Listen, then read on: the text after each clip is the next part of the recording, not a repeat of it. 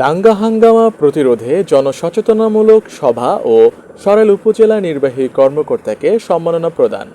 ব্রাহ্মণবাড়িয়া থেকে আব্বাস উদ্দিনের প্রতিবেদনে।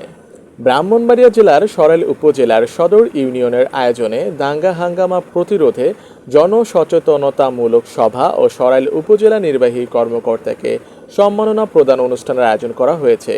উক্ত অনুষ্ঠানে সদর চেয়ারম্যান আব্দুল জব্বারের সভাপতিত্বে ও উপজেলা কৃষক দলের আহ্বায়ক মশিউর রহমানের সঞ্চালনায় প্রধান অতিথি হিসেবে উপস্থিত ছিলেন উপজেলা নির্বাহী কর্মকর্তা জনাব মোশাররফ হোসেন। বিশেষ অতিথি হিসেবে উপস্থিত ছিলেন সরাইল উপজেলা বিএনপির সাবেক সাধারণ সম্পাদক ও জেলা বিএনপির সম্মানিত সদস্য আনোয়ার হোসেন মাস্টার।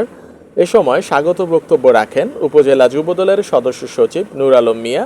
অন্যান্যদের মধ্যে বক্তব্য রাখেন সরাইল সরকারি কলেজের অধ্যক্ষ মৃধা কামাল আহমেদ, সরাইল উপজেলা জামায়াতের আমির এনাম খান, উপজেলা যুবদল ও ছাত্রদলের সাবেক সাধারণ সম্পাদক জহিরুল ইসলাম, যুবদলের আহ্বায়ক আবু সুফিয়ান সিদ্দিক, সরাইল বাজার কমিটির সাধারণ সম্পাদক বাবুল মিয়া সহ সরাইল উপজেলা বিএনপি ও অঙ্গ সংগঠনের নেতাকর্মীরা।